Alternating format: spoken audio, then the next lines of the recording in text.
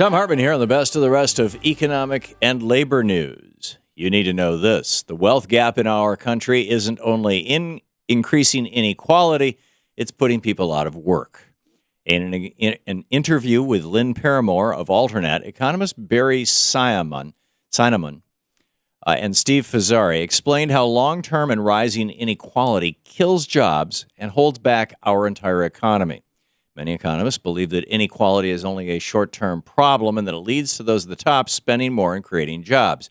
However, this new research shows that that's just not the case. Sinamon and Fazzari's research, which is part of the Institute for New Economic Thinking, proves what many of us have been saying all along. When the vast majority of people struggle to survive on decades of stagnant wages, they don't have money to spend, and thus they don't stimulate the economy, and thus more people end up out of work. As 3 decades of Reaganomics has put more and more money into the hands of the few, as this new research explains, quote, it will become more difficult for the economy to generate the sales it needs to support job creation, end quote. And as many of us know, all that talk about trickle-down and job creators is nothing but lies. In order to create an economy that works for all of us need to have a little money to spend. It's the only real way to increase demand, which spurs job creation, and it will start closing the wealth gap once and for all. As Mr. Fazzari explained, quote, broadly, I think we need to work toward a goal of shared prosperity, wage growth that keeps up with productivity growth across the income distribution, end quote. In other words, we need an economy that works for more than just those at the top, and it's up to us to fight for it. Seattle's socialist city council member wants homeless people to have access to the internet. Last week, Shama Sawant said she thinks that a portion of the upcoming city budget should be used to improve the lives of people living in homeless camps, and that includes having access to the World Wide Web. More conservative members of the council think that the budget should be devoted to other causes. However, Shama Sawant argues that internet access will help these individuals apply for jobs, contact family and friends, and keep up with news and current events. These days, many job applications and other important services are only available online, and this internet access could certainly help more homeless people get back on their feet.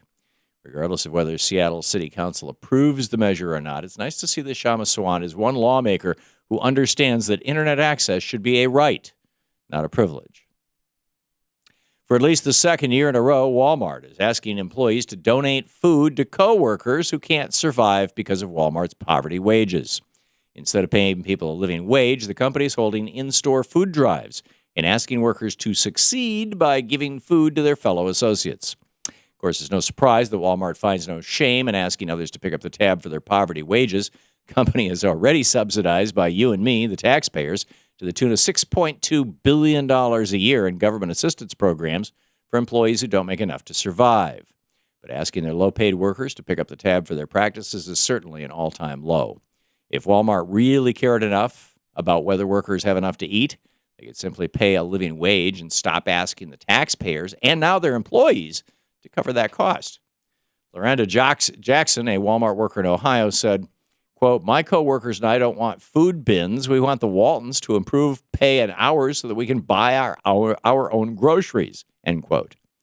What will it take before Walmart gets that message? Republicans in Tennessee still won't expand Medicaid to help people in their state get affordable health care. But one couple is refusing to give up on that fight. Larry and Linda Drain are now the unofficial faces of Medicaid advocacy in their state. Last week, the couple organized a public rally outside the Tennessee Capitol and delivered a 48,000-signature petition to Governor Haslam, calling on him to expand Medicaid. Larry and Linda's income was slightly above the threshold to qualify for TennCare, that state's public insurance program, but they did not make enough to cover the cost of Linda's epilepsy medication. Because their state won't expand Medicaid, which would put the threshold at 138% of the poverty line, the couple had no choice but to divorce after 33 years of marriage. By living separately, Linda's able to qualify for the lower threshold and get her life-saving medication. But she had to give up living with her husband just to survive. So the couple is fighting for their marriage and for the 161,000 people who can't afford health care in their state without the Medicaid expansion. In an interview with the Think Progress blog, Larry said, my idea is that I should get to live with my wife. It's nothing radical. Now it's up to Tennessee Republicans to live up to those family values that they love to talk about so much. And finally, if you care about ending world hunger, you should work to empower women. That's the finding in a new report by the Bread of the World Institute. The report called When Women Flourish, We Can End Hunger says that discrimination against women is one of the leading causes of persistent hunger and malnutrition. Women and girls who get a quality education typically have fewer children, are more likely to work as adults, and are more likely to have decision-making power in their households and communities. The authors of this report said, quote, "There is no greater force multiplier than empowered women. When we make women's rights and opportunities top priorities, we stand a much better chance of defeating intolerance, poverty, disease, and even extremism. To change the world, let's help women and girls realize their power." And that's the way it is for the week of December 1st, 2014. I'm Thom Hartmann on the Economic and Labor News.